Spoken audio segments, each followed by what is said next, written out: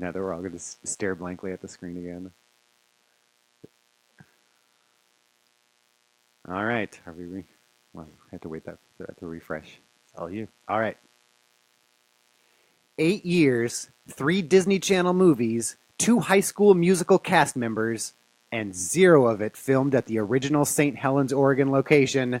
We watched all the sequels to Halloweentown, which means it's time for another Portland at the Movies. In a world, in a time, in a land of eternal beauty, all that stands between a city and a disaster. In a city where anything can happen. If you thought you had seen it all. Hey, we have a lot of time for questions. Right now, let's just have some fun, okay?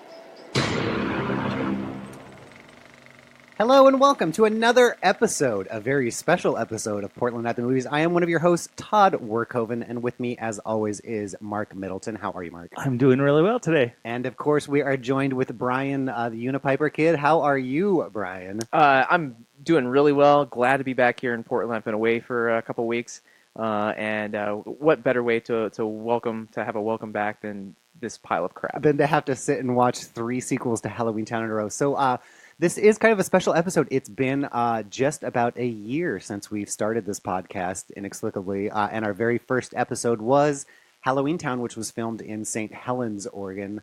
And Brian, you'll talk a little bit more about that later. And so we thought, as we ramp up to the Halloween season, why not? And for our 1-year anniversary, why not go back to the show that started it all? So we watched all 3 sequels to Halloweentown, which is Kalabar's Revenge, which is the second movie, Halloweentown High, which is the third one, and Return to Halloweentown. So, Brian, why don't you talk a little bit about, because this was your idea, so we have you to, I'm sorry. We have you to thank for this. Please forgive me.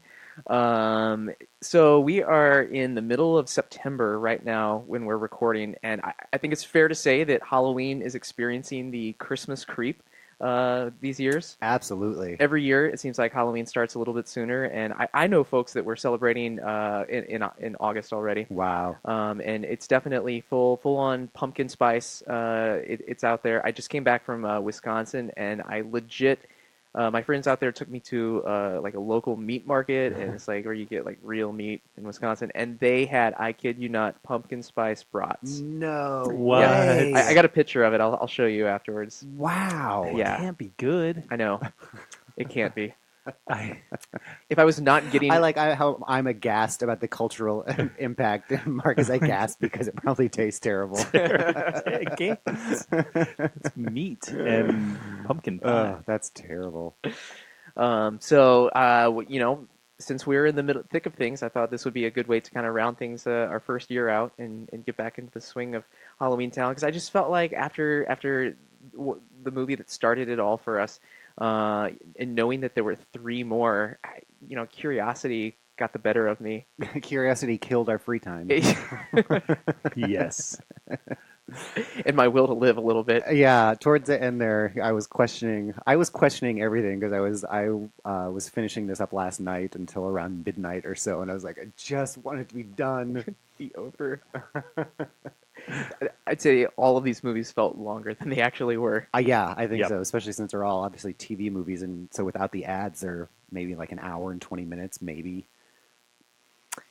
So, Halloweentown is insanely popular here in Portland and the surrounding areas because it has that St. Helens connection. Obviously, St. Helens was the location of Halloweentown in the first film, and we should clarify, the first film only. Yes.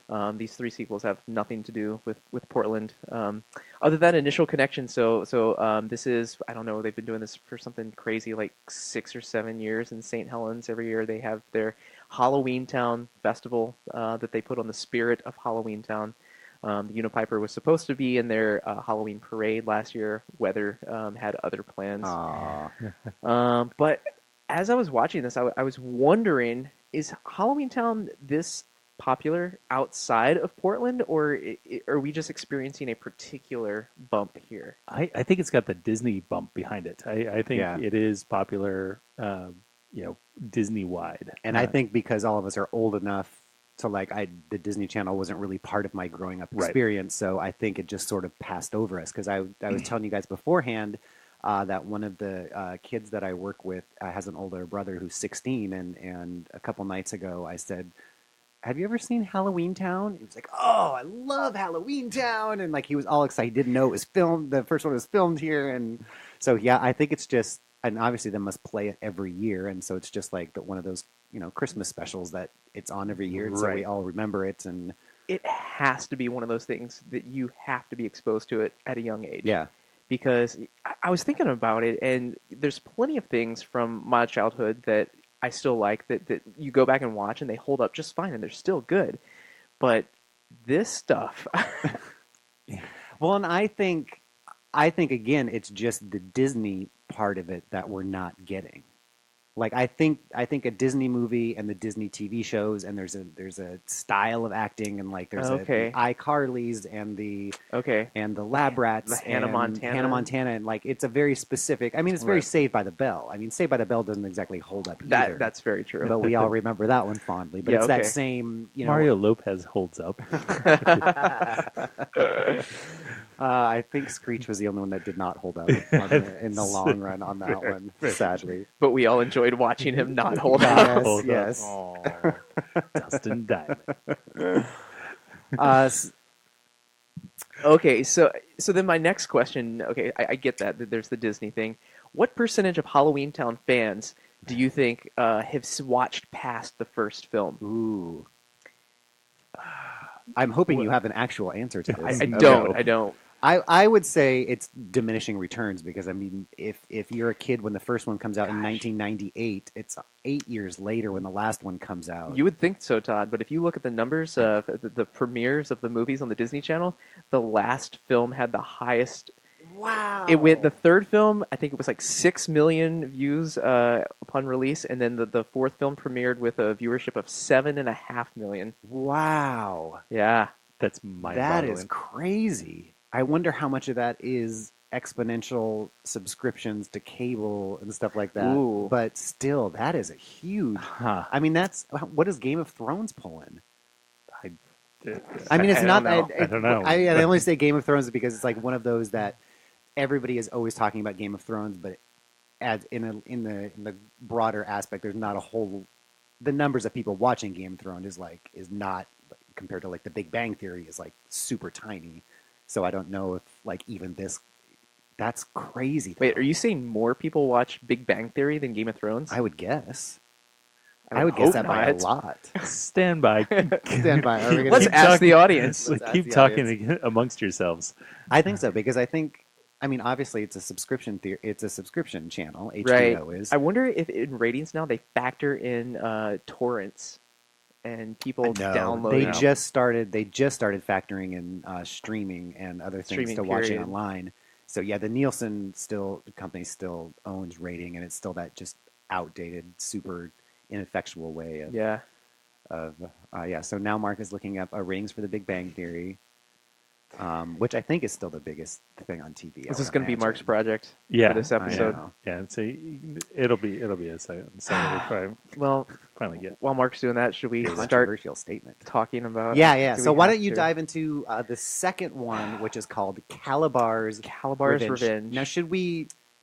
I mean, I guess they can go back and listen to the first episode if they want an exhaustive review. Oh, of yeah. the original Halloweentown. But the original Halloweentown is about. We could just play the first 30 seconds of Halloweentown 2, where they essentially did last time on Halloweentown. That's true. We can do that. Previously. But I don't know that things are so complicated that we need that exhaustive background for that. Two sentence. Let's see.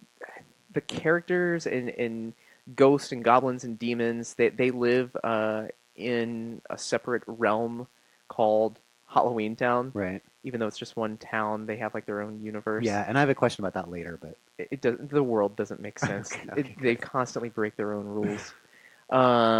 And then once a year, the portal between the mortal dimension and Halloweentown becomes open. right. And during that time, I guess the people who know how to travel can travel between worlds. Okay. I don't exactly know why. I guess going back in the history, long time ago, over 1,000 years ago, the mortals and the Halloween creatures lived in one world, Yeah. and then the Halloween creatures were persecuted, and so they made their Halloweentown world separate to live world. in, where they would not have to deal with the mortals. Yeah, so a lot of the heavy-handed analogies in most of these are like accepting people that are different and like living in unison and welcoming each other in spite of our differences. Just like the X-Men. it is. It is. Professor X said it better. Yeah. So yeah, and then in the human world is the Cromwell family, which is a mom and her three kids. The mom is a witch. The mom is a witch, and she chose to leave Halloweentown, and she had daughters, I guess, with a mortal man. And I have real questions about the presence of the father in these because there just isn't is one. no father. Do they? I'm assuming they must have addressed that. It kind of feels like one. those '80s sitcoms where there's just like a parent missing and nobody just ever accept talks it. about Yeah. it. They died in that threshing machine, and so we never speak of it again, or Yes. something like that. Speaking of Bewitched, just change out a Darren and make no mention that. But yeah, I mean, they literally, at least in the last three ones, they don't even mention. But I'm guessing he died. Because that's especially for a Disney Channel movie. That's the only the only way out. That isn't. And then all the kids way. that don't have a dad can relate. Exactly. Okay, so and then in the first movie, our main witch character is one of the daughters of the girl Marnie, and Marnie learns that she is a witch, and she comes from this lineage, and she's introduced to her grandmother, and her grandmother takes her back to Halloweentown, where there is an evil warlock who wants to. What was He his froze motivation? the people in the movie theater for some reason. He was going to steal. Did he want power. to? No, he didn't want to reunite the worlds.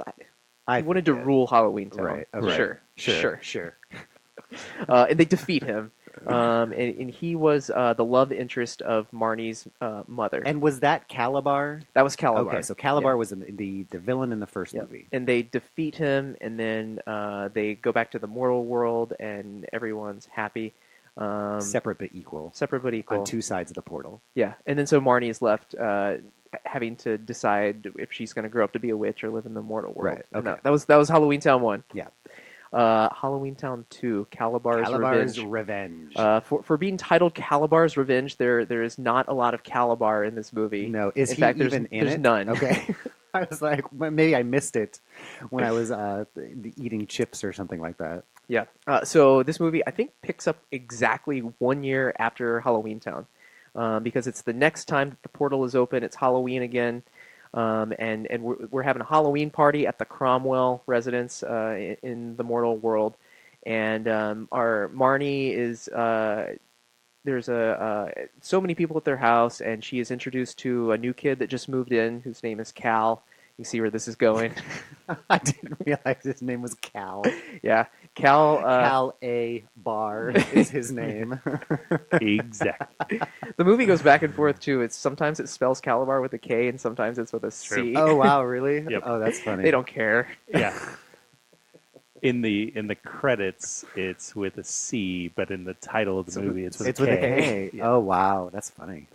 Yeah. So, But the first, they start off this movie and somebody mentioned like I wonder how much Halloweentown has changed. I think they say, and in 1 year, and of course it's been many years since these movies were made, but the younger brother character sprouted. He was grew up like, fast. oh my gosh, he was like a 4 foot tall, like geeky little tiny kid with glasses, and now he is a man child. Yeah. He is 25 years old, if he is anything, but he is unsettling. I had to check and see if it was the same actor. Oh yeah, it's the was. same because he and the mom are the only two that made it in all of the movies, and it would maybe appear. Debbie Reynolds. Maybe- if you count. We'll get into that. Yeah.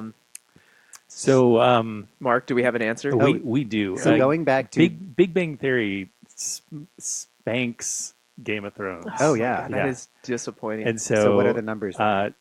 over the seasons for Big Bang Theory, the lowest was 8 8 million viewers back in the first season, and Okay. it's now It's- regularly Oh, around it's 19 it's growing. just about as million. high as it ever has been. Yep, Wow. 19 million. Oh, I hate the world. How and- many seasons? And so Okay. Game of Thrones in the twos up to the maximum of 12. 12. Oh wow, so they're So still bigger than I thought. they're big. So Have you watched Big Bang Theory? it's I've watched. Oh, terrible. I I watched an can't watch more episode. than And I a feel few bad minutes. because, and this, I don't know if I'll cut this out of the podcast or anything, but many people who kind of tangentially know me and like see that, oh, he's into geeky things or whatever, I they know. all Yep. come up and like, oh, you Same must thing. love it, and I have to be like, no, it's the worst thing that's ever existed, and then you have to get into that stupid conversation of why, and then And then you just feel sound like a pretentious yes, dick about everything. Exactly. Like I'm too good for that, but I just It's I embarrassing. couldn't for that show. Anyway, that was our new spin-off podcast, The Big Bang Theory versus Game of Thrones. The big Halloweentown theory. Okay, so Halloweentown 2, we're at it takes place on Halloween night in the Cromwell residence. There's a party going on. A huge party that Huge the party. mom seems completely unaware that they were going to have because she keeps like going around like, oh, I didn't like all these people here, and it's like, not only they're having this giant party with like 200 people in this house. Yeah. There's also a party at the high school. Yes. Later that night, they Yes. double booked Halloween parties. Yes. That didn't make any sense to me. Okay, well, let's go ahead and talk about the high school Halloween party. They're having the point of the Halloween party at the high school is that they are counting down till Halloween is over. Like it takes place on Right. Halloween, and it culminates in like the dropping A of the countdown ball to almost. midnight. Yeah, they start at 60. Who counts down from 60? First of all, I did notice that, and that was definitely to make sure to stretch out that plot moment. Yes. Because they had like a whole set of things that they had to do in that 60 seconds, which added up to like 25 minutes. and everybody in the auditorium is counting, and they're like 60, 59. 58. And then, of course, what are they counting down to? I guess Day of the Dead? Yay, I it's guess. Day of the Yay. Dead. It's over. I It's guess. over. That is funny. That didn't occur to me. But yeah, they are on Halloween counting down to midnight when it Yeah. is no longer Halloween. And they didn't know the portal was closing. Like, Right. they don't know what the portal is. No. Questions. Okay, Portal. so Marnie meets the new neighbor named Cal. She has a crush on him. She shows him around the house. They sneak into grandmother Aggie's room where she hides her magical spell book. And the magical spell book goes missing. Cal steals it. Cal steals it. Yep. And then this is my biggest question, and maybe I just missed this, but I was confused for the rest of the movie. All of a sudden, Marnie and Grandma go back to Halloweentown. Why? Oh, I think I know this. Oh, I was thrown off because you said they went down to Halloweentown, which was no longer anything resembling the Halloweentown from the first Right. movie, obviously because it wasn't filmed there. But they didn't Well- even try to make it. I mean, it looked like a medieval village. Now, compared to Halloweentown 3 and 4, they did a good job of making it look like St. Helens. Yep. That is true. Okay, but I think so. The big setup in this is one of the creatures in Halloweentown is some sort of like junk collector type person. Gort. Gort. Gort. The most generic he's goblin name ever. He's a junk magnet. Just he's a open junk your magnet. mouth and make a sound. That's the name. So, Gort! so when anyone loses something and they say like when you lose a sock or when you lose or whatever and you can't find it, it shows up at Gort's house. That's how Gort collects his junk. Yeah, so and they end up at Gort's house, let's say, because they're looking for, somehow they eventually start looking for the spell book that they realize is missing. Right, so I think that's why they go back to Halloweentown is so they can go to Gort's house to see if the book showed up with his junk. Oh, I'm remembering it now. I think they realize the book is missing, and then Grandma says, I have a spare at my house. yeah. Right. You're totally Okay. right. Peace All right, putting back this all up from the together. mic a little bit. Now you I'm were too so close. excited about Gort. I'm sorry. Wasn't Gort the name of the robot from Buck Rogers or something? No, it's the day that Earth stood Oh, the still. day the Earth stood still. Okay. Yeah, Klaatu, Varata, Niktu, Oh, that's right. Gort. Twiggy was the Was he robot the on Buck. beep, beep, He- beep, beep, beep, beep? Well, Or is that a different robot? no, That was Battlestar Galactica?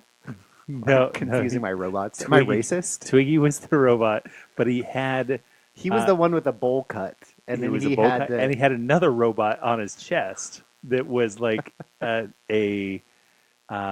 who's the who's the guy that always had the clock on his chest? Flavor Flav. Flavor Flav. And so he was like, I was going to say the Tin Woodsman. Twiggy was definitely the original Flavor Flav. Flava Flav. Beady, beady, beady. Buck. How what we were we started talking talking about? about personal robots. Right, we're looking for a book. Halloweentown 2, yeah. The Search for the Book. The search for the book. And then they end up at Gort's house because that's where all the missing So yeah, things Grandma go. played in this one again by Debbie Reynolds, Yeah. who I have, and I guess I'll ask this at the beginning of all of this as opposed to at the end. I think Grandma played by Debbie Reynolds. Augie is her name. Aggie. Aggie. Aggie. Sorry.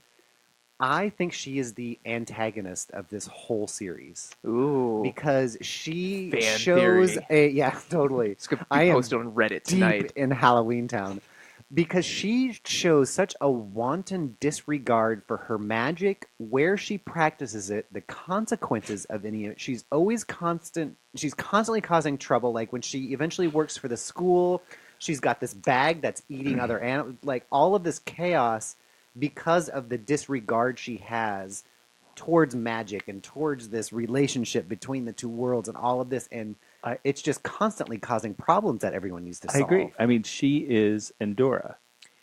She's Endora. She is Andorra. You're right. And Samantha is the mom, and Tabitha is Marnie, and I didn't watch enough to Bewitched to put this all together, but you're totally right. and the son is Darren. Darren, who they replaced with a man-child in the 3 sequels. See, Now, Todd, you go home tonight, flesh out this theory, put it in a video format, upload it to YouTube with the title Halloweentown Ending Explained, and it will go viral. Oh my gosh, that's right. Finally, my claim to fame is the Halloweentown. But yeah, Debbie Reynolds drags Marnie back to Halloweentown to go look for the book. And they're having to find the spell book because something is going on. They see this face, and the residents of Halloweentown are all turning black and white, and they're turning from like goblins to humans. So, and then there's like weird stuff going on in the real world too. So something is weird going on, and they're trying to stop it, and they need the spell book. So they end up at Gort's place, and the actor who plays Gort, I just randomly came across the actor's name, and they probably should have just gone with his real name instead of Gort. His real name is Blue Mankuma. what? I love the Blue Mankuma group. That's pretty much my first thought too. Oh, wow.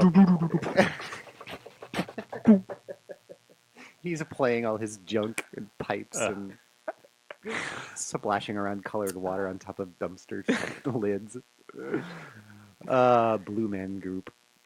So what happens? A spell gets put on Gort's, where once they are in Gort's, they can't leave Gort's. Right. And the book is not in Gort's, so they have a problem. So Marnie has to use her ingenuity to figure out a plan how they can get out of Gort's without leaving Gort's. So invoke time travel. I was going to say, didn't it involve time travel of some sort? So if we go back in time before the book was missing from Gort's, then they can find and it. is she? I forget now. Is she in there with anyone else besides Grandma and Gort? Oh, like there's a friend there, Luke, who was the Goblin Boy from the first movie. That's right. Who makes a return. Okay. Yeah, and I feel bad because wasn't there like a little spark, like a relationship between Marnie and Luke in the first one? Yeah, because they ended it like they were gonna like start dating or whatever Disney Channel stars do. Even though he's in this one, they're just like he's in the friend zone. They now. didn't speak with it. Yeah, she'd much rather be with the bad guy. That happened in the first movie too, because the bad guy was the mom's love interest, and now Marnie's... they keep going back to that in these movies. You don't want to be a significant other in a Halloweentown movie. No. Just for general principle. So they time travel, and then I don't know, how would you describe that time travel scene? You know what I'm talking about. Are we talking about his timeline or her attempts at getting? I'm talking about when they're actually going through time. The time portal. Yeah, the time portal. So she attempts to do some spells to get them back in time, and she isn't remembering it right, and so she keeps on failing, and and so like garden gnomes were appearing around him, and they spend hours doing this, and then he's like, okay, why don't we just use the other tool that I have right behind you and use my timeline? You know, some warlock left it here, and it works just as well. And so he opens up a cabinet, and there's a hyperspace interdimensional travel portal that Marnie knows all about. With she's like, oh, well, you know, black holes, they cause the acceleration of time, and Stephen Hawking says, Yeah. I feel like we should we watch this clip? I feel like listening to this clip might She be. name drops Stephen Hawking. She name does drops Stephen Hawking. name drop Stephen Hawking. Let's see if I can find this. This is in Kalabar's Revenge. Okay, you look for that, and we will. Eventually, they find the book, and then that's when they figure out the key to turning everyone back into their true selves. And this is when I really just wanted to punch the movie. It was Yes. the least clever twist I have Ever. seen. I in a don't movie. even think I remember at this point. I watched this too long ago. Oh, you're gonna remember this because Luke gets turned into a human, and then he turns back into a goblin, and they think that the spell just wore off.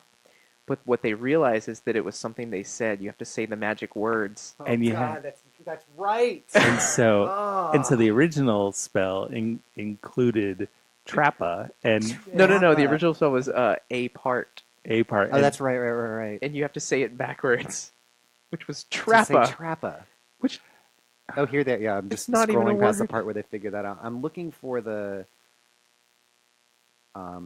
This might be where Marnie is talking about. So let's see here. Do you remember where it is? I don't remember much about this movie. Could you lower it a little? Oh, come on, just swing your leg over. I think it do was anything. before Just that. cut up Before and that. go. Years. If You know, Right. that looks just like a Stephen Hawking description of a non-stellar black hole. And your point is? Well, theoretically, black holes can accelerate time. And that would help us how? Just follow the fastest moving timeline. Now get out of here. Gort, I'm a goblin. Theoretically, I can't fly. I forgot. And poor Gort has to play kind of two different characters. He has to play Gort, the junk owner, but then as the magic and stuff is being drawn out of Halloweentown and everyone is turning black and white, the gray spell, he has to be a different character. So this poor actor, I just felt bad for him the whole time. He's like the laundry man. Let's count some socks, sweetie. They spent a lot of time in this movie sorting socks. Him and Debbie Reynolds. Poor Debbie Reynolds. Let's get through this movie. Let's get to the other side on it. It's tough because I know once we get through this movie, there's nothing better on the other side. We There just have really to. isn't. It goes downhill. There's no motivation for me to continue with this podcast at this point. But they set up a bunch of rules here in the first one and now in the second one that they just disregard in the sequels, because in this one the way that witches communicate with each other are through these colored skulls. That was a question I had. And in the next two The movies, headphones. Every movie, yes. that's right. In every movie, the way that you communicate between the mortal world and Halloweentown is different. Yeah. I can't remember what it was in Witch's the first glass. movie. Oh, I don't remember in the first one, but Yeah, then the witch's glass, and then But this toilets movie in was the headphones, yeah. So literally it was like shrunken heads, Yeah. like voodoo One shrunken like a heads. blue At one the end and of one green Beetlejuice. one. Yeah. Yeah. And they move their mouth and you like use it as a and they were just basically walkie-talkie. walkie-talkies. Yeah. And then in the third movie it was And then all of these, Marnie has Witch's glass. varying capabilities of magic. Like sometimes she's super good at it, and sometimes she's regarded as like the most powerful because I'm she's almost a Cromwell. level 2. Yeah, and then she's almost level 2. Well, and that then- means you're just a level 1. yeah. This movie, these movies. All right, so they say Trappa. yeah, and then they start bringing people back to life. So I think they at that point maybe save Halloweentown, but then everyone is gathered at the high school dance by this point, the party at the high school, and the bad. So we learn that Cal is actually Kalabar's son, the son of Kalabar, and he is going to turn all of the mortals into creatures and goblins at the stroke of midnight. So they have to go back and stop him from doing that, but they can't because he breaks the portal. Oh no, they don't stop him in time, and then the portal closes. So then they're stuck in Gortz, and then Marnie refuses to accept that they have failed, and then through the power of belief, This if you believe hard enough, we can open a new portal. It's like, I'll rip you a new one. I can punch holes in this plot so easily. I feel like this is literally what the writer's room sounded like. Like Yeah. they're just at the end of their day and they're like, and then Marnie doesn't Wait, we take gotta- no for an answer. I don't know. How do they get back to the dance? Power of togetherness. They just believe. Yeah, and then they're all at the dance again. I want to see a supercut of all the movies where somebody has to just believe. just believe. Just believe. Or use the power of The togetherness. just believe supercut. So yeah, they open up the thing, the portal again. They come Oh, and out. then all the crazy Halloweentown people come to the dance and start scaring people, but then they close the portal again, or something, and then Halloween and the curses. and then they trap him, Cal or something. They save the day.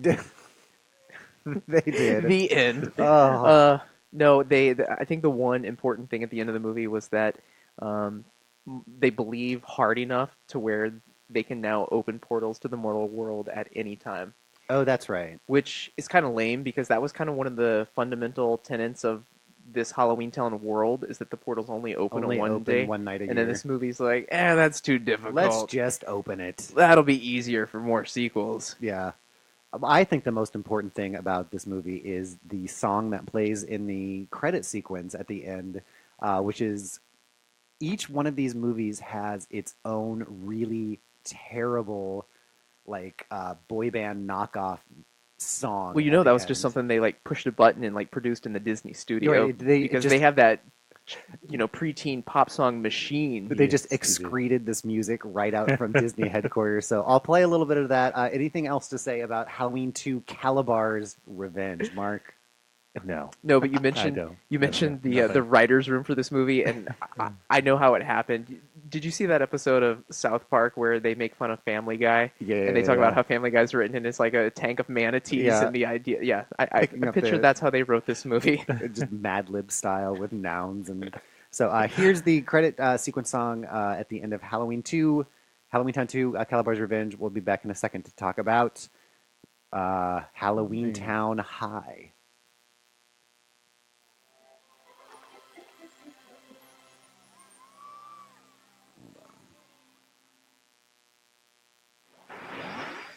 Under a cloak of black and a pointed witch's hat, I saw a face that made a chill run down my spine, and she looked me in the eyes. She must have hypnotized me.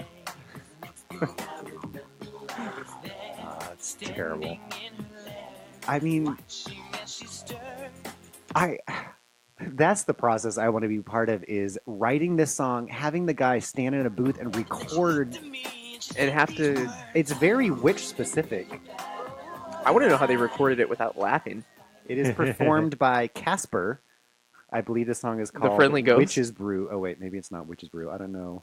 I don't know what, but they have a lot of credits in this song. But anyway, so yeah, they each had their own really awful boy band credit sequence thing.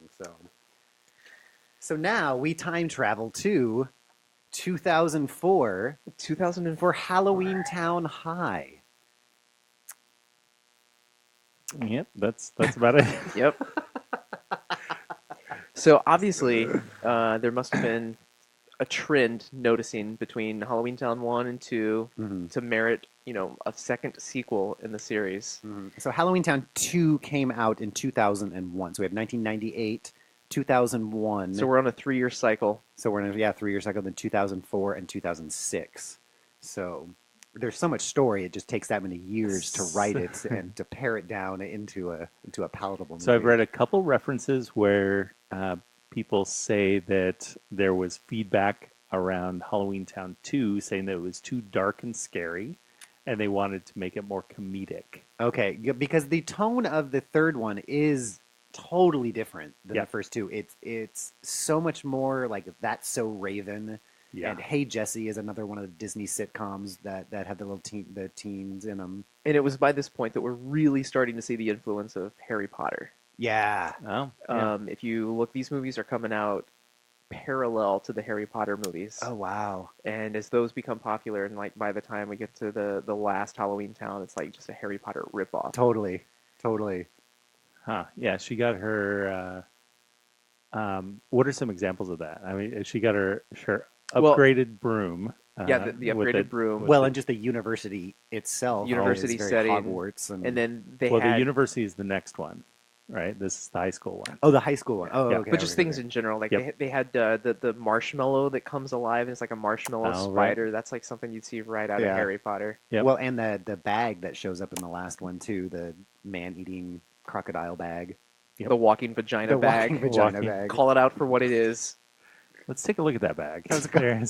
That's inappropriate, Mark. Oh, I didn't even think of that. Now I can't unsee it. So that bag comes alive, which I didn't mind. I thought it had kind of neat effects to it. It was the very CGI is the only thing that got better between these films. Yeah, and still not good. Like if you're watching this for the CGI, don't, I guess. So yeah, Halloweentown High. We have everyone. Everyone is back. Everyone is back. So Debbie Reynolds, the mom, Marnie. Luke is not back. This is the first one without Luke, the Goblin Boy. Oh yeah, that's right. Yeah. But the family itself, but more and more in this one, and then by Marnie has a little brother who turns into the man-child, and then also a little sister who was Sophie. Sophie was in the first one a lot. The second one, she was kind of dragged around a little bit because she was in the family scenes.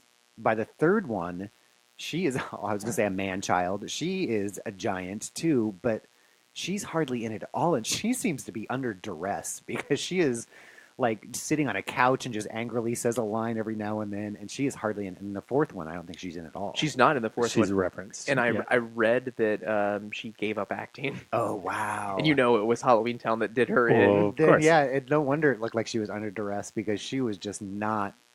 Mark has a timeline. So Wikipedia has a really great grid. Somebody spent time making this. Which actors are on in which episodes? Wow. Huh. Yeah, Debbie Reynolds. By the time the fourth one came around, they're just using stock footage of Debbie Reynolds projected onto liquids so that they didn't. They Skyped her in. Pretty much. All right. So Halloweentown. How about? Can you take us through? So this is just basically at high school. What even happens in this movie? This isn't with the bullies. That's the last one. The beginning is pretty interesting because it picks up immediately after the second one. Okay. Yep. So I feel like the tone of this one is around almost like racial tensions. It's a movie about race and racial tensions because it's about America, or humans specifically, mortals, and their acceptance of these outsiders. Right. But really, Mark, both sides are at fault. I mean, both sides. Both sides of the portal. But I mean, not only is this Harry Potter, this is very X-Men, like we were talking about before. Yeah, where it people with is. special powers or that are Yep. different are trying to be accepted by society. It's allegory with none of the subtlety. Right. And so they set up this weird plot where Marnie is going to bring in a dozen people from Halloweentown and disguise them as humans to prove that everybody can get along. I didn't understand. So I think she's doing that because there's some deal with the Jedi Council of Halloweentown. Halloweentown. I did like the guy with the 6 arms, though. I did Yeah. enjoy that man.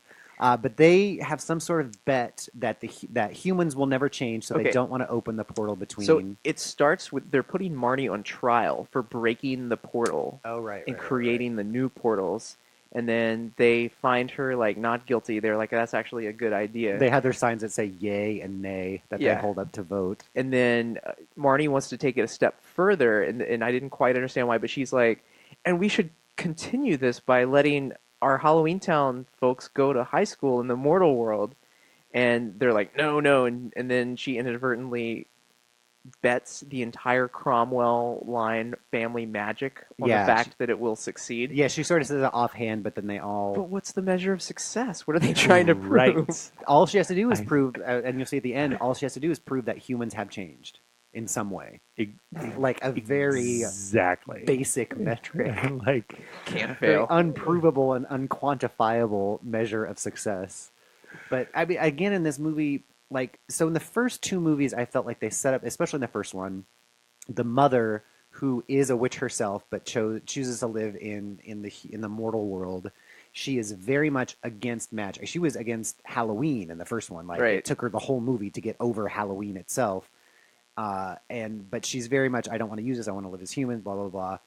By this movie, she is using magic left and right. She has witches' products in her kitchen. Like, all the little cooking stuff that she uses are like unicorn this and like magic that. I And could only imagine that's because she was trying to hide their heritage from the kids in the first movie, and by this point, now that the secret's out, she's like, whatever. maybe, I guess. Here's what I felt like. So for the past 3 summers, my church does a little family camp in the summers, and they have a theme, and it's 4 days long, and I write a little play for it. And the play has to. The first 2 years that we did it, there was like a Star Wars theme to it. And the first one went fine; it was great. The second one, they say, "Well, we'd like to do that same theme. Here's all of the plot points we need to hit, and here are all the characters that we want into it. Now make this into something." And it's just you're putting this stuff in, and that's very much what I felt like this was like. It was like, we have to do this a third time. So now Mom's all for magic, and now like we don't care about any of the things that we set up. We just need to mix this stuff around one more time and have it make something. Or you know how TV shows will have like a series Bible where it lays down the rules of the world in Yeah. the show, and then the writers here clearly they didn't have that and they didn't care. They're just Right. like, we have a mom character, she's a witch. She's a witch. I'm not going to watch the first movie. I'll just start writing. I don't care. The paycheck still cashes, right? Yeah. Well, and I think each of these were directed by someone different. I don't know. I'm assuming they were all written by someone different too. So yeah, I'm sure that's very much the case. Is like, here's the 9 things that have to be in here.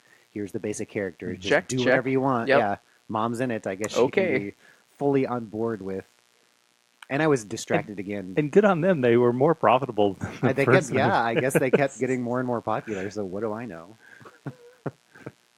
But I was also distracted. I think I said this in our original Halloweentown episode. How much original Marnie, looked like my girlfriend that I had in junior high. Oh, Like, wow. exactly like Charlene. Spoilers, that was her name. But it was so weird. You should tell Charlene. Charlene, you look exactly like the main character from Halloweentown. It's another one of those things you don't know if it's an insult. It's not. I mean, she's a very pretty girl, but anyway. Not according to Disney. We'll get into that. But yeah, and Grandma is back in this too, and I feel like at this point Debbie Reynolds isn't phoning it in because she's still giving it her all, but she kind of is just kind of a dirty grandma in this one because at one point she says she's talking about how she knows since she's been alive for 1,000 years or whatever, so she knows Da Vinci and she knows Shakespeare and she knows all these people. And when she talks about knowing Shakespeare, she goes, well, there's a good reason the Mona Lisa is smiling. And she's making all little comments like that in this Disney movie about like kind of being history's tramp, which is it's both great and awful. I was hoping that was just Debbie Reynolds improving. Yeah, probably. She probably did know Da Vinci. This might be a good time to play that clip. I think 11352. You know what I'm talking about? All right. That's fine. So let's skip around. Timeline be damned. Yeah. Towards the end of this film, Halloweentown 3, in the climax, there's a magic battle, and Debbie Reynolds' powers get taken away from her, and she throws herself to the ground. And is it ready, Todd? It is the Star Trek bridge acting when like they get hit by meteors or they're like rocking around, and she is an old woman, and yet she's still committed. So my theory here is that, given the context, this was not in the script, and Debbie Reynolds she knows she's a witch, and she's falling to the ground, and she's just going with it. Yes, and I didn't catch this the first time until you pointed it out, which is pretty great. So we'll hear the main bad guy taking away their power here. You Cromwells don't deserve magic. Now your magic is mine. Magicus Fixum.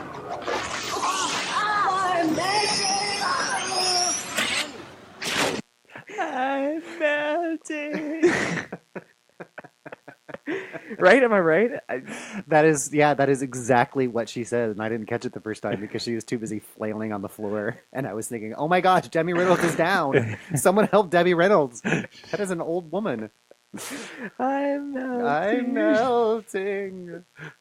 But also introduced in this one is the new, since we don't have the original love interest / the not love interest kid, and since we were talking about the tone change for this movie, which was a lot more Disney and a lot more bright and a lot more of a comedy and a lot like Marnie herself is a lot more sassy and one-liner, like that's so Raven type thing.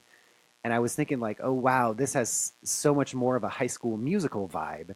And then guy from High School Musical walks right on. Is that her boyfriend? It is the blonde-haired kid. Okay, not in this movie. That's not her boyfriend. He's not. He's in. No, she has a mortal boyfriend in this one. Oh, but he is in this movie. He's in this one of movie. the exchange students. Okay, exactly. Yeah. So Ethan. yeah, so she does have a like I said, a mortal love interest named Cody in this movie, and he is not even mentioned in the next movie. I don't remember Cody. Do I? What did He Cody was- do? Cody is the mortal who grabs the fire extinguisher at the end of the movie. Oh yeah. He With was- the '90s hair, he had the floppy hair that was parted down the middle. Yeah. Oh, yeah, Cody. Well, because he was kind of. I thought he was going to be new bad guy because that He was was the theme. so meaningless in this movie. He There put was out that fire. So, just if you're gonna be in Halloweentown, you don't want to be Marnie's boyfriend because you will just get written out. 'Cause Yeah. Luke is not in this movie. He's written out, and then Yeah. the next movie, Cody's written out. Yeah, she just cycles through him. I Yeah, know. You're right. yeah. Tramp. Marnie. That's her witch's power. So I wrote again. I just had nothing but a bunch of questions in my notes for this one, so I'm just going to go through them. Let's see if we can help you, Todd. So Let's the work this relationship out. the mom had with magic, and maybe Mark, you did answer this because at one point after she's just using magic left and right, like in her front yard at some points, she says she uses magic to do something, and she says, "Remind me again why I don't like magic." So is it just that she's coming around, or they just needed some new material? she's a witch living in a mortal's world, and so she's trying to live up to that situation, and yeah, there's not much more. I'm not satisfied. I'm not satisfied either, but I still don't know where Dad is, which I think is a bigger problem. So I'm guessing in the first one they mentioned that, and we did talk about that. So maybe we'll just. But his absence was conspicuous, because if it was a death, then you would think that like, oh, Dad would have been proud, or. But he was half human, What? right? Or was he from? I'm pretty sure he was immortal. Because Yeah. the first three movies also set up that the brother, the man-child brother, did not have magic. And he had been set up that he hates magic. He is the science nerd. He only likes logical things, which is why he doesn't like the voodoo of magic. And then by the end of the fourth one, he is completely like a wizard himself. Right. Use it before you lose it. For convenience sake, yeah.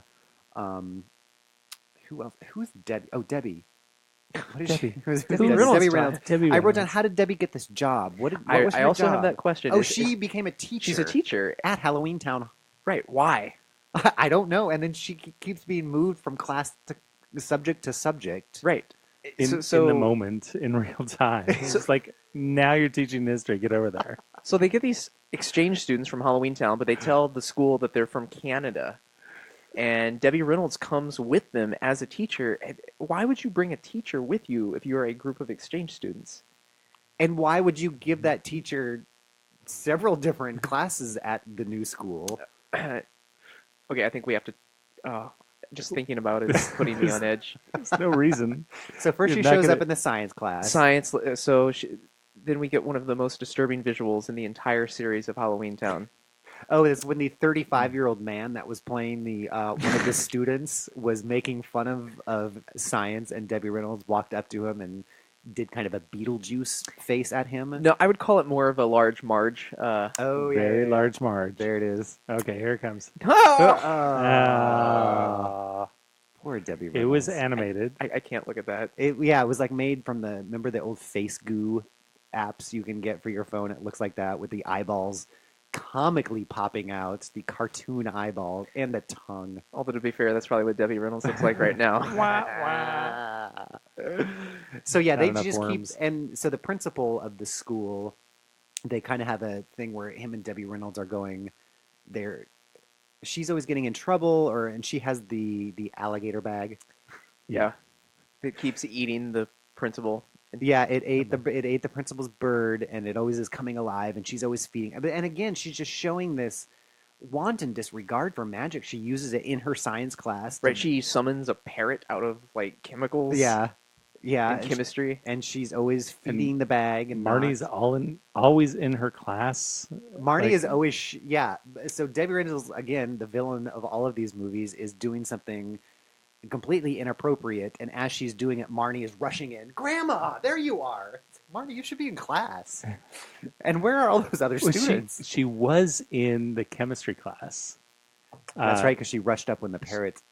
Yeah, appeared. So and she was sitting next to the new love interest boy. That's right. Cody. Cody, and then all right, let's okay, class, put on your goggles and let's mix these two chemicals. And then Debbie Reynolds comes up with a parrot out of that green. And then smoke. Debbie Reynolds is always like, the other thing about these movies is that it's everything. It's just the whole thing is just reactions of, you weren't supposed to catch me doing this. Like, when people are like, oh, I'm trying to distract you. Over here is the real thing. Like, Debbie Reynolds is constantly doing that. Marnie is constantly doing that. Oh, don't look over here. Don't. And it's just people doing that over and over and over. And Debbie Reynolds is the worst. And she is always acting like she doesn't know what the big deal is. Like, why would this be a problem? And I'm just going through life making things terrible for everyone. And fluttering her hands about. And poor Debbie Reynolds. Something else that bothered me towards the beginning of this movie, one of the exchange students was complaining that, I was walking to class and one of the mortals called me a freak, and isn't that great? I wasn't even trying. And then later, when they have the incident at the shopping mall, one of the bullies calls them a freak, and then they take it as an insult. So it's like, Not even in the same movie can they keep the rules Keep this- consistent. right. It was and I don't mean to skip to the end. So the man-child brother at the end, there's another Halloween get-together, or there's another dance, or Halloween something. carnival this time. And he is dressed in an orange vest, and I'm wondering if he was supposed to be Marty McFly. Because that's the only time you see anyone wearing an orange vest, and people are dressed up for Halloween. But it was just such a distracting costume to put him in that orange vest. Well, Marty's vest was red. Huh. Anyway, I just thought it was weird. Maybe they were trying to be cooler than they really were by trying to dress the man-child as Marty McFly. There was at the Halloween carnival. There was some CGI characters, and did you notice the CGI skeleton? The one that grew Yeah, 10 times, grew like the Grinch's heart, 10 times its own size. Before the CGI skeleton grew, it looked like a creepy space alien and not a skeleton. They all looked, and I did. Oh, there it is. There it yeah, is. it has the alien gray eyes, those big oval eyes, and the weird It's weird just mouth. freaky, and then the neck. It's not like vertebrae or anything. It's just It's just a stick. Oh, you're right. I didn't even notice that. I did enjoy. They had some stop motion. I felt like in this movie that I enjoyed. Didn't they? I don't remember. I any- thought some of the Bad skeleton guy CGI. was. Oh, maybe that was just bad CGI to look like bad. Pretty sure it was just bad CGI. I was I like, would've oh, that's an old art. I'm I glad would they're have bringing that back. appreciated if it was stop Yeah. motion. I was giving it too much credit. So, also during this whole movie, the principal man, the principal of the school, who's always going back and forth with Debbie Reynolds, he is set up to be the a bad guy. Yes. An additional one is he working with, because the plot of this movie is that there's, along with all these quote unquote exchange students, there are medieval knights. Yeah, so what we learned is that in the mortal world, the reason that Halloweentown was created is that the magicals were persecuted and they were ultimately hunted down to extinction by this like Order of the Silver Dagger or something. And we learned that eventually Debbie's love interest, the high school principal, is the last surviving member of this Order of the Knights that are going to kill all the magicals. And But didn't she? Wasn't it also revealed that he wasn't an original one? He received this recently. He's got a ring of some sort. He received the ring, and he just learned about what this. He just went to the order local was. library. I missed that part. Yeah, and so yes, he was part of that order, but then later they totally just let that go, and somebody else says, "Well, you just learned about that and just got the ring," and so there was no history or depth of his And so involvement his order was to do what? to kill the Eradicate. eradicate. Okay, because Magic. he draws that giant dagger on the sidewalk for some reason. Right. To Right. lead the knights there, maybe. Maybe. But then at We the don't know. end, like at the very end of this movie, we're at the carnival where everything's going down or whatever, and the principal like leads an angry mob to kill everyone. Like 2 seconds later, Debbie Reynolds is like, "Oh, and I forgive you, and now you're a good guy." And that was after we learned that the true bad guy was like one of the members of the Jedi Council. And he, this whole time, was trying Who to... was the father of High School Musical? Yes. Right. Father Right. of High School Musical, who was also a member of the Jedi Council. He did not want to see Marnie succeed because he wanted to keep the world separate. So he was trying to sabotage the students' experience at school. Right. And so he was kind of like planting all of these things to make it fail, and then to make the Cromwells lose their power. And then they kidnapped one of the exchange students and put him in the Phantom Zone, And put him in where yes. Superman put Zod. Yes. Because in Yes. this movie, they don't use headphones, these No. shrunken heads. They use witch's glass, which sometimes is a mirror and sometimes a toilet, as No, we'll learn you're in the getting- fourth one. You're getting ahead of yourself. I think in the fourth one they just use like water, like wherever they can find water. That one, and okay, in the I'll say- sink, in the toilet, I'll in save- the I'll in save the it washing when we get there. machine. Bird bath. Uh, So at the end of this movie, what happens? Where are we left? we're at the carnival where again. So they're trying to these exchange students. Initially, they were trying to make them pass as humans, as Canadians. They were set up. They're Canadians. At what point did they start acting like monsters in order to see if, like, when did that happen? When were they? Because if the point was to get humans to say, "Oh, we've changed," they were going to reveal themselves at some point, and I don't remember that part of it. At the end of the movie, I think it was like the werewolf guy. He just took his skin off, and they say something So like, they hadn't, yeah. So he's like, "I am a werewolf." and they're like, "How will people get to know who you are if you don't show them who you truly are?"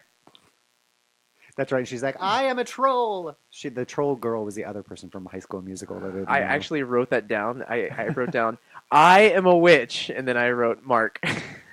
That's I right. am a witch. I am an actress. People who don't listen to the Mark and Toddcast just missed out You're on a missing funny out on joke. That gold joke right there. Get caught up, guys. Yeah. So yeah, but at the carnival at the end, like Marnie, so everyone's making their little booths, and Marnie this is out in the open, uses her magic to make this gigantic haunted house with a huge pumpkin in the front, and Total disregard for anything. well, for anyone, because I mean, if you're thinking in real life, if you would see that in like that changes the world, that changes history. Like, you don't just do that at a Halloween thing to make a house. So even after they reveal themselves as magical creatures, like the humans are just like, oh, okay, like you're Yeah, right. they're just It would be nonplussed. yeah, it would be like the equivalent of we found alien life Yeah, visiting and like, Earth. huh? Yeah, it was just like cool. Yeah, We're at a carnival. yeah, Neat. bro, we love all. So yeah, they defeat. Oh, they show at the very end after the people are like, I am Spartacus or whatever they're saying. The other kids from the school don't want to kill them anymore, and they're like, okay, yo, bro, you're cool. And then Marnie is able to show humans have changed, and so they're able to take the Cromwell magic back to the family and defeat High School Musical's dad and throw him into. Does he go into the Phantom Zone then? He gets banished somewhere. Exiled. Exiled. Because in the movie they're like, sorry about your dad being exiled. He's like, oh, it's cool, bro. Or like he's like not affected by his dad being the killer in the last movie. Oh shoot, I should have figured out what part of the movie it was in, but talking about the music and the other one, it wasn't the song at the end that got me. It was right in the middle of the movie. Did you catch that they had like a hip teen cover of "Let's Get Together"? The song from The Parent Trap. I wonder because I'd never seen The Parent Trap, and I had these friends in high school. I was a freshman in high school, and they were super annoying, and they would like link arms, these two girls, and they would run, skip down the hallway, going, "Let's get together, yeah, yeah, yeah. We'll have a swinging time." And so that's all I know. And then but I was hearing the remix of it, and I was like, "This is crazy. What is happening?" I'll see if I can find that. We can play that in between the. Oh, it's funny because that's a Disney movie, and they're just that's like, right. What song do we have the rights to? Oh, what do we already own? Let's put our hand in this bag here. Let's see. Let's get together. So was that during the mall? It was one of the montage. I think it might have been Mall their montage? date montage. Okay. Anyway, so yeah, I'll see if I can find that for between the shows. Well, any other thoughts about Halloweentown High? Yeah, since this is the last movie with old Marnie, did anyone else just notice that that actress Kimberly Brown, she's just constantly sticking out her tongue? Oh, I didn't notice that. Like whenever another character is saying something, she'll just kind of look off to the side and be like, "Meh." Oh yeah. I did know. constant. She was hamming it up for this one, and I think she was, following the direction to do so. Like we were talking about the other funny. Disney stuff, but Yeah. she was just having fun. This one, I felt like, having a ball. Yeah.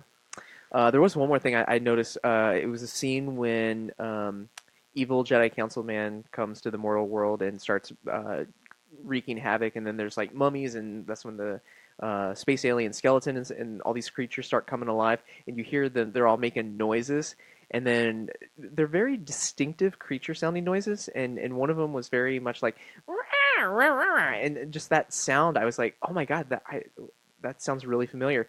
And then in the credits, I figured out it said special creature voice effects by Frank Welker. Yes. Are you kidding Not me? kidding you. And you know, I know who Frank Welker is, but Yeah. I didn't know he. and he was doing his Slimer voice from the real Oh my gosh. Ghostbusters. So Frank Welker is, if you hear any animal noises in movies or cartoons or anywhere, he does all of the animal. And he's Curious George. He's like in Congo. He was all of the gorilla. Like anytime you hear an animal being impersonated in a movie, it's Frank Welker. Yeah, and it makes sense because I guess he would do lots of stuff with Does Disney. he do Nibbler on Futurama? Probably. He probably does that, the little one-eyeballed think creature or so. whatever. Mhm. But he does everything. Oh, that is so funny that he's in this. I recognized his voice.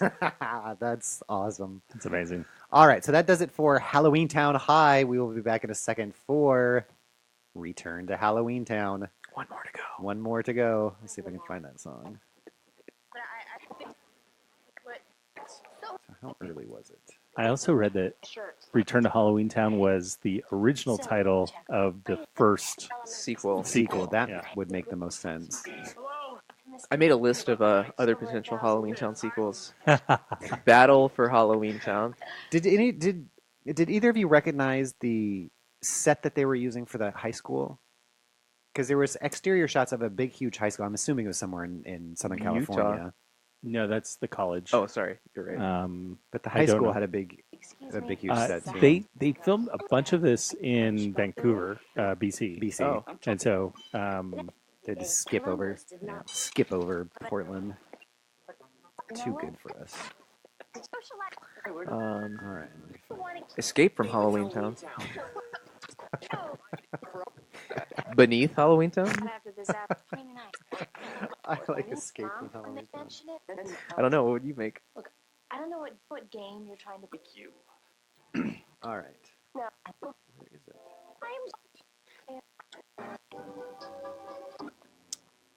Can never find it when you want You it. never find it when you need it. Counts that. We'll edit this out, It's right? probably on. Yeah. It's probably on YouTube. Human being. I think it was like Is in this the, it? No, I think it was in the middle. Maybe it was the mall. Fairly. Since you do. Or anyone commenting, Mark, on Facebook? See, the feed that I watch doesn't get the comments. Let me jump over to your page. You just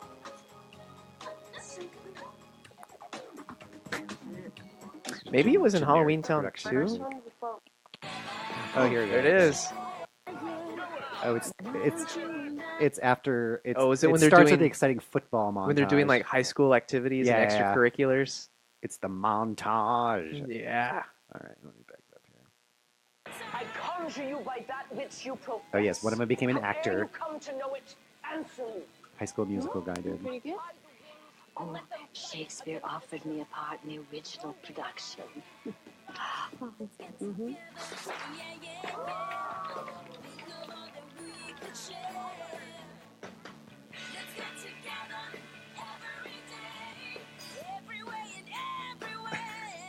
That singer's feeling it.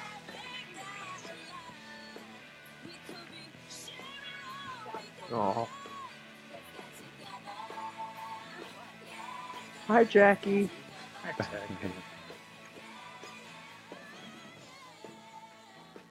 really getting any comments. No.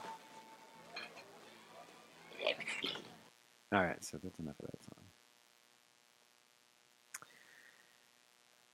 And now, return to Halloweentown. So this is the last one. There you go.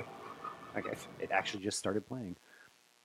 And this one, I did not know walking into it that the lady who played what was her name, Marnie. Marnie? You didn't know we were getting a different I Marnie? did not know that we were going to get a different Marnie. I was shocked.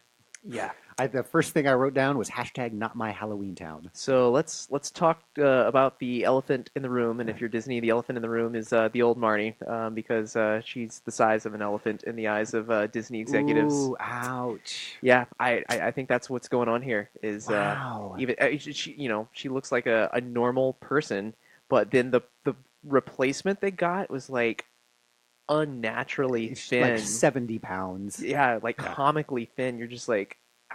She was, just all bone structure. Gotta feel bad for Kimberly Brown. Like, Wow, so they just did not ask her to be. See, now She looked like the taxi driver. Benny, her and Benny. Benny the tax driver.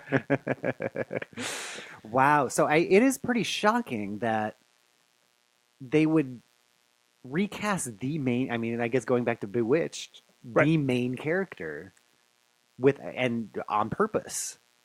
They made a nod to Bewitched in this one. What did they do? There's a scene where Marnie is trying to work her magic to open the box, and she's like trying all these things, and then in one scene she like twinkles her nose, and then she does like the "I dream of Jeannie" head nod. Yeah. Wow. There is also no younger sister in No this Sophie. movie. She quit. Yeah. She had enough of that. She quit acting forever. They Apparently. wrote her out by saying that she was. They shipped her to boarding school or something. She was off having adventures with Grandma. Oh yeah, because Grandma is also appears in this movie. Special guest appearance. Debbie Reynolds. And it is literally like 30 seconds long, and that is it. I think it's because they could only afford her for one day. Oh, that Be could my make guess. sense. But man, this did better than all of the other ones. But it tanked the franchise, apparently. Yeah, and so the main character who they replaced, the replacement Marnie, hashtag not my Marnie, she looked like a mix between Kimmy Gibbler, the neighbor on Full House, and an off-brand Zooey Deschanel. Yeah. Like if you merged them together and like took off another 50 pounds, than you would get. She was all like huge eyes that would just like bore into your. She was not.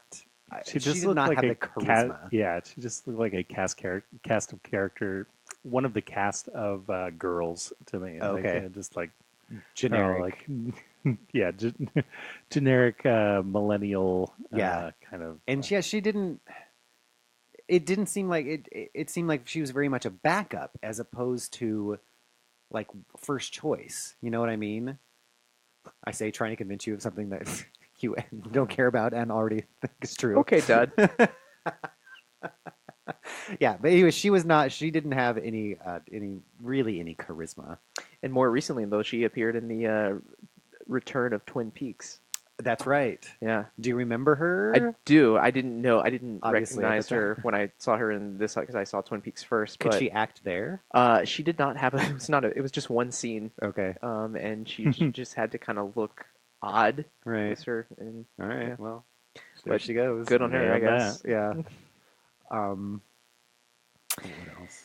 Return to Halloweentown. Return to Halloweentown. So, why don't you give us the high level overview? Do I have to?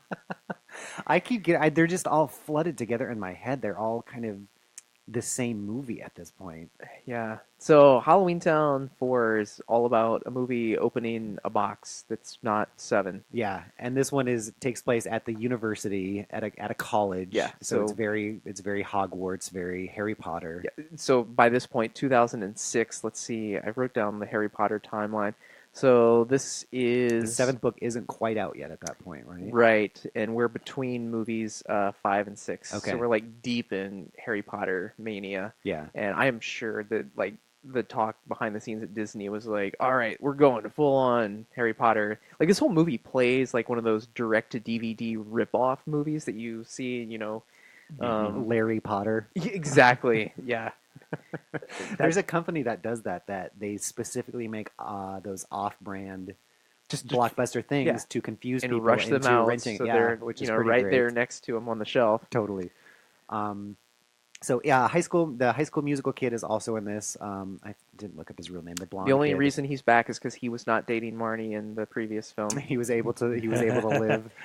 But he does Another day. become the love interest in this movie. And the Marnie in this one, they suddenly start dressing her like Velma from or Daphne from Scooby Doo. She's got like these completely color coordinated outfits with the thing around Scarf. the neck. The scarf tight around the neck and just look nothing like OG Marnie. You're leaving out one critical aspect of her costume: the camo pants.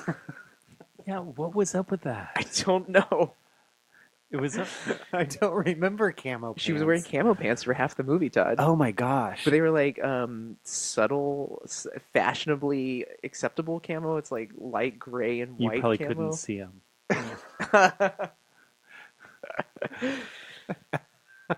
I was too busy with the main characters communicating at each other through bird baths and toilets, like we mentioned. Okay, So let's go get there. into that. So at the very top of the movie, the mom character is cooking in their kitchen, getting soup ready. She says the soup looks to be like it's fighting back, and eventually she opens the lid, and Debbie Reynolds' face is in the pot of soup, appearing in the pot of soup.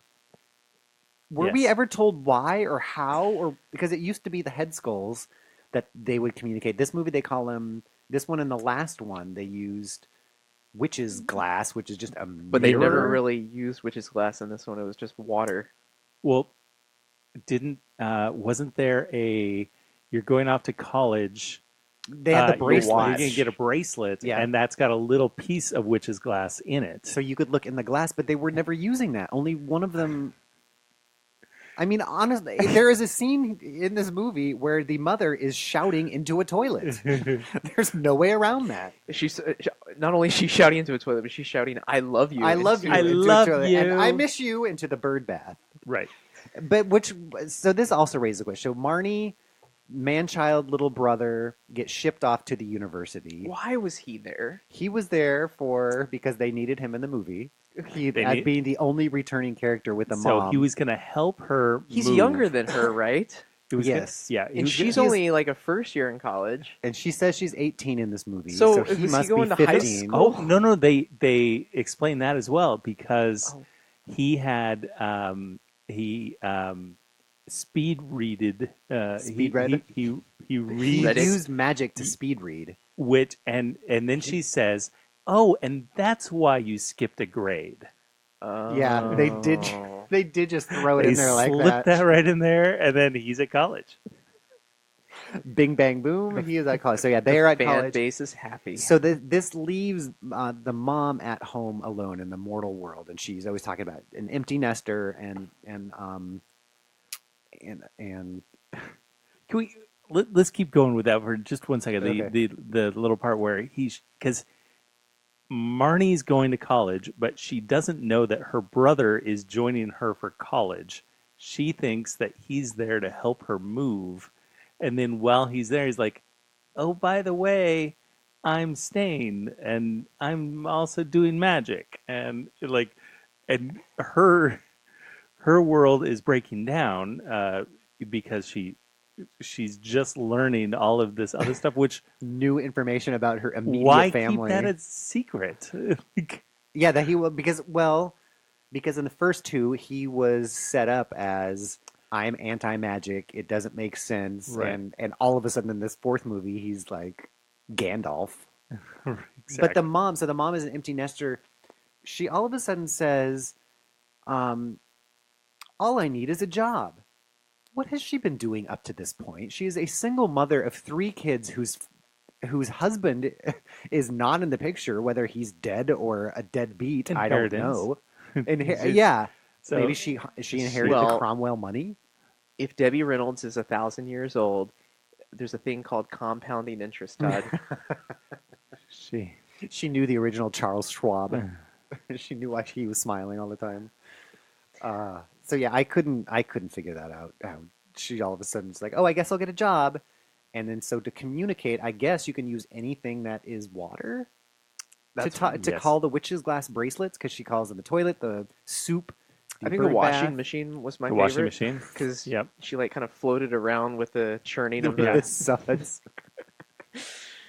And Debbie Reynolds, does not come back after that first soup appearance, right? We didn't need her because there was the other lady that looked like her. Yes, and my thought is that was written as Debbie Reynolds' Yep. character, and then they just had to replace it with another character. And then they'd made some like off-camera thing about, and she even I looks knew her. exactly like Grandma. Yeah, she's a dead ringer for my grandma. Yeah, Yeah. same Debbie And then Reynolds she's like, hair. Funny, I knew your grandma. Yeah. This whole everything about this the plot in this movie was just born out of convenience. You know, that actually makes sense that if that would have been Debbie Reynolds, because she is the one who helps Marnie go back in time to figure out the identity of Splendora Cromwell. Yeah. And then when she came back, it would have been, did I just move that camera? It's okay. It wasn't live. But Okay. it didn't jack it around. That's good. When she comes back, she would have been the first person she talked to, and she would have been like, "It was you, Grandma." Yeah. But no. It wasn't that interesting. That plot didn't get to be that interesting, unfortunately. So the brother fall. There's this movie is also kind of Mean Girls. They have a group of 3 kind of look-alike girls that run the school. They're not allowed to. The oddly Heathers. enough, the Heathers of the group. They're at a school of magic where they're not allowed to use any magic. That is the rule. That was a budgetary reason. A budgetary reason. Sure. And they set it up and say, "Oh, that just started last year, where we're not allowed to use magic because of Marnie. Because of Marnie. Marnie coming." You And so did this. they also accept people who are not just witches. Yeah. So that's actually an interesting setup. So Marnie opens the portal, and then everyone from Halloweentown wants to start going to school in the mortal world. So attendance at Witches U goes down. In order to keep attendance up, they have to allow people other than witches to go to school. And because people other than witches don't have magic, to make it fair, they can't let anyone use magic. Right. That was pretty convoluted.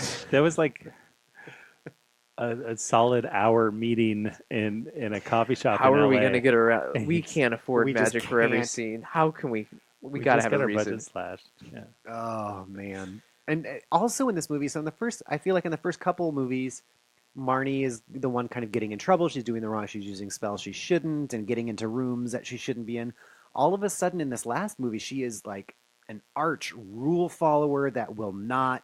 You have the way to manipulate her. You have to do it with, make it an ethical reason, and like she'll never go against the rules. Right. And I'm like, the first 3 movies, she was constantly doing that. Is this the same character who would not accept that they were just trapped and she ripped open a new portal? Yeah. Hashtag not my Marnie. And had to go in front of a council and defend herself? Like, no. That council was just so weird. I'm talking like I actually care about these movies. I know. I'm just looking through my notes here. There was something about a doodle conversation that I thought was funny. Make no mistake, as passionate as we are getting about these movies, they are bad. Which one do you think? I mean, so Which one's the best one? To fill out the plot of this one, the three mean girls put the man-child brother under a spell for him to do all their work, and they can't manipulate people. Kind of like hypnotism. They won't do things that they wouldn't normally do, but you can make them. So the brother's under control. Yeah. The 3 mean girls keep trying to take Marnie down for reasons. Yeah. So Marnie is all right. We have to go deep into the plot. The witches' university is built on top of the ruins of the ancient Cromwell Castle, where Marnie's ancestry and family used to live, and there is an archaeology class at school. Because apparently every freshman has to take archaeology. And on-site archaeology, like not fundamentals they're just of digging. They are in a hole in the looking at basement of the school. And your grade is dependent on your discoveries in this pit. Just what do you discover? I'll grade you on that. And so Marnie ends up finding a box that is inscribed S. Cromwell.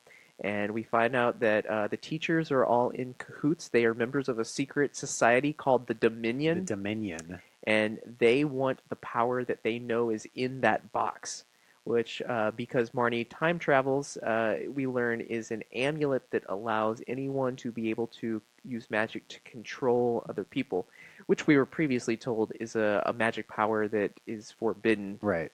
Right. So they eventually trick Marnie into opening the box. Marnie has this amulet. They turn her brother Dylan into a dog, and they say the only way that we will turn Dylan back is if you turn the amulet over to us. Yeah, and she does. I was like, that's an easy decision. Keep him a dog. Yeah. Like, don't gamble humanity on your man-child brother. He's a good dog. You literally have an amulet that allows you to control other witches. Why aren't you using it to Just control put it on. them? Just try to use it. Try it out. Take it for a test drive. And if she's so powerful, why can't she use her magic to turn Dylan back? Yeah, it makes no sense. Again, as if I care. I know. I was about to get all angry at something, and she goes back in time. Marnie goes back in time to meet OG Marnie way back from 1,000 years ago, Yeah. and so now we got terrible Marnie twice, who just could not act her way out of a paper bag, just talking. I'll see if I can find a clip because it's just so angry, and like I just feel like they gave up. Everyone gave up. Let's see if I can find it here. I thought it was really funny when Ethan and Marnie go on a date, and they go to they're having ice cream. Ethan makes an offhanded comment like, "I love a girl with a healthy appetite." I noticed him say that. What? And she wasn't even a bite. She was just lifting her first bite to like. She's eat it up there, hoggy hog. Another subtle dig at Marnie's weight. Maybe if she eats enough, she'll turn into Kimberly Brown. Too soon. They take another terrible CGI broom ride in this one. Oh, and then there's the character, one of the professors that is constantly drooling in this movie too. There's always like spit and snot hanging over him, which was just if you look at upsetting. His I think his character name in the credit is like Snot Fart Poofer. Because if you remember when there was a scene when another character says his name and they just like make all these guttural noises. I wrote that down. I had ending what? burping and fart. Like, I wondered if the copy I was watching, like, some kid just got bored and was like putting fart noises in it, because he did. He stopped using words in the middle of his sentence and just made like 5 fart noises and walked away. That's his name. Well, that was his name. And he gets called that later. Yeah, by other the characters girl. say it too. Oh, I did not notice that. Yeah, I was, because yeah, because he falls, and they're like, well, you know, people always call me Snot Face, and I was like, well, what's your real name? And he walks away, right? And so then the girl at the end so was like, dumb. I need to go spend time with. See, fart noises are always funny. It did make me laugh. I don't know how I didn't catch it. Here's a little bit of Marnie talking to Renaissance Marnie, which is turns out it's it's the grandmother It's character Aggie. as a young. Yeah, it's Aggie as a young Aga. girl, but played by new Marnie. So here's new Marnie. Anyway, it's the same actress trying to act to I thought herself. the queen. Isn't this the same? No. I This girl. Yeah, Splendora. Splendora. Cromwell. Yeah, She's played by new Marnie as well. Right. right? I was thinking of Professor Cotton. Oh, yeah, Nugget. yeah. What's her name? Periwinkle? Periwinkle. Periwinkle. Why do I know this? Here's a little bit of Marnie acting against herself here, which is Only a Cromwell would be allowed inside. I am a Cromwell. Indeed. How is it we have never met? I'm from the future. Oh, indeed. That would explain the clothes. Well, like everyone is so nonplussed about everything in this movie. Oh, you're a time traveler. Oh, time travel exists? Oh, all right. I can like- tell from your clothes. It's like Kristen Stewart. And you keep on using the word nonplussed wrong. Do I? Yeah. Do I mean plussed? Yeah, kind of. Nonplussed is like super confused. No, really? Yeah. Oh. Oh, wow. Today I was learned. with Todd. Are you sure what to learn? I'm positive. No, don't look. Nonplussed. Oh, there it is. Surprised and confused. Oh, well. Is Huh. it nonplussed or nonplussed?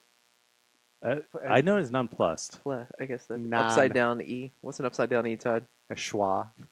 And that's the eh sound. Wait. No, I won't be able to hear it Anyway. Because it's feeding into That our was our- Facebook that was page. This is suddenly more interesting than Halloweentown. The etymology of nonplussed and how I've been using it wrong for 42 years. Halloweentown. So they also really stopped caring about any sort of continuity with Town Square in this movie. I don't know if you noticed. They but- really did. So the first sequel, they like built a studio set and it was like really tiny and cramped. But they tried to make it like a square and kind of reminiscent of St. Helens. Yeah. But by this one, they just put the pumpkin in like a strip mall or something, and there was an ice cream shop in front of it. And why was it in this one or the last one where they made a giant pumpkin appear? Yeah, in this one. She's Oh, like, you'll need you'll this, need and makes this. a giant pumpkin. I didn't understand.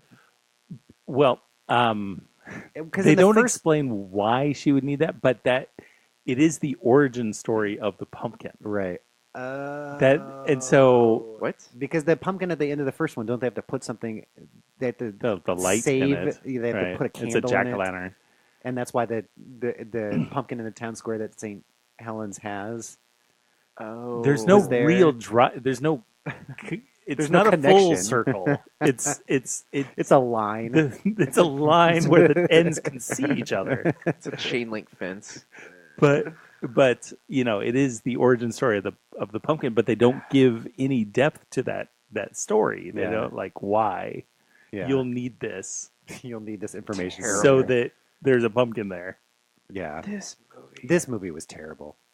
And they did say Huskow once. You're going to throw me in the Huskow, which is the Russian word for prison. That the only other person I've ever heard use that is Rick Emerson on his show. I've never That they're heard. going to throw. But yeah, the teenager in this movie says Huskow, which is like a word from the 1930s. And one of the other things that's like, as the brother was having to do all the homework, whatever, he's like, and I have to write this physics paper. Like, I didn't take physics, but are there a lot of papers that you need to write for a math class? Should have said lab or something. I guess, but Right. I just thought that was weird. This narrative paper I have to write for my physics class. So which did you think was, after not counting the original Halloweentown, or maybe counting it, which one of these movies is the best? most enjoyable? I mean, if somebody has to watch one and they're listening to this show, Clearly, Desperate Measures. That was the name of that movie, right? I didn't really remember that. Extraordinary Measures. Breaking In. Breaking In. I mean, you can at least see St. Helens in the first one and then go visit St. Helens. Yeah. Yeah. But holy crap, these are just bad. Yeah. Bad. And so it got me to thinking, is it fair to hate on these movies? Because we are obviously not the right audience. Not the intended audience. I'm really surprised to hear about the climbing numbers because as they go on, they certainly feel more cynically made. They feel more like, here's the 9 ingredients we have. Oh, sorry, no Debbie Reynolds this time. All right, we'll throw her in soup. Like that sort of thing seems a lot more obvious, which is crazy that they didn't invite original Marnie back. Right. Because it didn't, like, it's not like they have a super charismatic lead that carried the movie from here. Like if it was a Lindsay Lohan in Mean Girls type, like if it was somebody that really could carry something, but it was just such it made no sense that they picked this girl and they kept framing her and kept shooting her in these like glamour shots of like, she looks wonderful. And I had to keep reminding myself, I'm like, oh yeah, that's Marnie. Like that's supposed to be Marnie, who like, and all the other ones just a regular girl. And this one just was, it just made no sense. I would say the third one was the most fun because they did a lot more of the wacky Disney feel of like double takes and like this, and it felt like any other Disney Channel movie with a light Halloween coat of paint on it. There's nothing memorable. There's nothing memorable, I don't think, about any of these movies, except for Debbie Reynolds in the first one. Maybe. I mean, there's tons of things in other Disney Channel movies, and I don't understand necessarily why these movies have such a strong hold today. I think it's just because it's something that probably plays every year for Halloween, and there are not a lot of. I mean, there's this and The Great Pumpkin, Charlie Brown, which is like watching paint dry in real time. Yeah, but there's also something called a genre of movies called horror. I get, but if you're a kid, you're not watching like Nightmare on Elm Street. Like when you're you're a 9-year-old girl, like you don't have a lot of entries into Halloween. I guess like is probably some sort of barrier. So it's just something that you grew up with, I guess. You know, it is kind of funny that the idea of Halloween that these movies kind of promote is very much the safe, basic pumpkin spice latte version of Halloween. Yeah, that's very true. It's just like we're going to use Halloween. We're going to use the iconography of ghosts, bats, pumpkins, but they don't worry, they're not actually scary. They don't mean anything. They're not true evil, and there's no true that's totally true. It's a very washed version of Halloween. Well, even the high school episode, high school version of Halloween High, they address that specifically in that humans make Halloweentown appear as scary. I can't understand why. Oh, that's right. That's why they changed at the end. They change it to carnival. Be like the carnival. They're like, we don't want people to be afraid of us anymore, so we'll make it a tea party. Right. Which also made no sense. Yeah. No, it didn't make sense. It wasn't good. It wasn't a good choice. But I wasn't defending it. Right. All right. So, any recommendations to watch? I would say, especially for this show, you could probably see a couple clips on YouTube. Look up the music videos, but also because, and it's a departure from our show not to have shows that are not filmed in Portland. But like you said, go to the first one. Look at the locations from St. Helens, and I think you're probably good. I thoroughly recommend going to St. Helens and just kind of seeing the decorations and And they'll probably have another this year. They have it every year, right? They're having it this year. Here. And so this year, it's kind of crazy. The information is hard to track down, but somewhere out there's a PDF. So we have to go to Glor's house to find the book. Pretty much. At the discovercolumbiacounty.com website, there's I'm not joking, a 20-page PDF with no images, all text, outlining the activities going on in the month of October, day by day, hour by hour. Wow, just for everywhere or just for St. Helens? Just for St. Helens. Oh my gosh. This is the activities of Halloweentown this year. So it is amazing just to see this document. Wow. Yeah, it's all sponsored by the Chamber of Commerce there. Okay. And so Yeah, I would definitely. I think that would be fun to do a little day trip to St. Helens, check it out, and then watch the first Halloweentown just for the locations Yeah. and for the fun. And so this year, October 14th is their big day. So they're going to have Marnie, Dylan, Sophie, and Sophie. Sophie's coming back from not acting to show up at Halloweentown. yes. And We need Sophie on this show. I need to ask That would be Sophie amazing. from some questions. oh my That would goodness. be I wonder if we could get Sophie. Oh my goodness. I wonder if we can get all of them. Any of them. Oh my gosh. We can Yes. ambush them all. We'll just be standing there. After we Yes. just made this podcast ripping. we Look, I get credit for Sophie for getting the hell out of there. Maybe Sophie gets the irony and she'd be glad to talk to us. Totally. Well, and Marnie, I was a big fan of original No, Marnie. I mean, she does fine with the material. The man-child would probably scare me a little bit. I don't know if So- I want to have him on the show. Anyways, Gwen, mom, will also be there, and they're having a memorial to I was gonna say, Debbie. this is the first year that Debbie Reynolds has not been around. Yeah, and so they're going to do this like memorial to Debbie, and so for $165 for a ticket, you can hang out with them. Wow. Who is paying that I don't know, audience. around here? millennials that like No, but I know millennials are people who grew destroying up- the movie nostalgia culture. by paying By paying $165 to go hang out with their childhood Wow. actor people. Wow. And then I really don't understand this, but a week later, all by herself, they're having the actress Diane Franklin at Halloweentown. Who's that? And that's what I said. She was. That's my response. Who asked that? Ask her agent. Oh, She was Princess Joanna in Bill and Ted's Excellent Adventure, and she was the lead actress in Better Off Dead. but she wasn't in Halloweentown. She wasn't in Halloweentown, but they're advertising Diane Franklin Day. In St. Helens. In St. Maybe she Helens. was born there then. No idea. Could be that she came from. Wow. Nope, born in Plainview, New York. What? Well, that doesn't make any sense at all. I- have to get them on the phone. We should just have someone from Columbia County. We really should send them can you send copies of a podcast? Links to this one and the other Halloweentown to their Chamber of Commerce. All right. Any last thoughts on? I think we squeezed. we've squeezed turnip. everything we can. I'm glad we'll never have to do this again. I know. It was our first episode, which I think was our longest episode until this one, which is our even longest episode. But we will no longer be talking about Halloweentown Ever. unless you are in the parade again for St. Helens. I Then we haven't will been talk about asked. it again. You are the Marnie of Halloweentown per St. Helens parade. Put on a couple pounds there, Brian. They just have some super emaciated, like 20-year-old boy there. They have a skeleton riding a unicycle.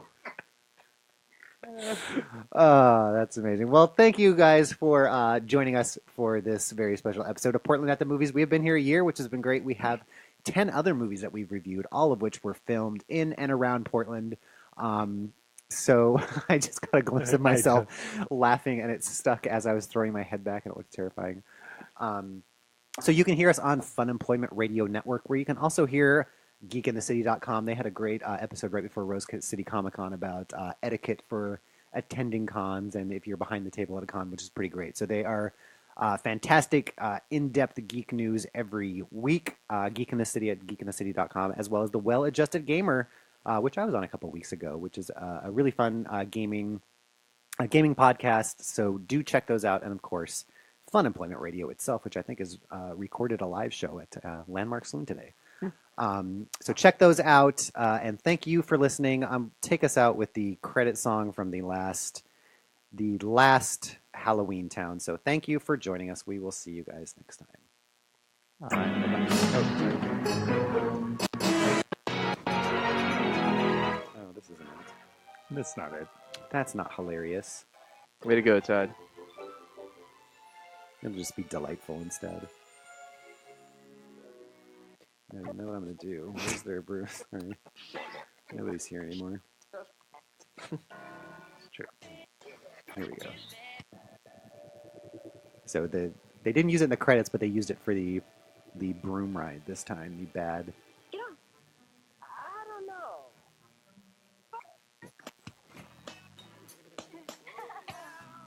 That's Broomin' music if I've ever heard It it. is. Oh, I did write down, is this Maroon 4? They obviously spend a lot of money making this 3D model of the school, and they're just going to use To it slowly over and fly over. around.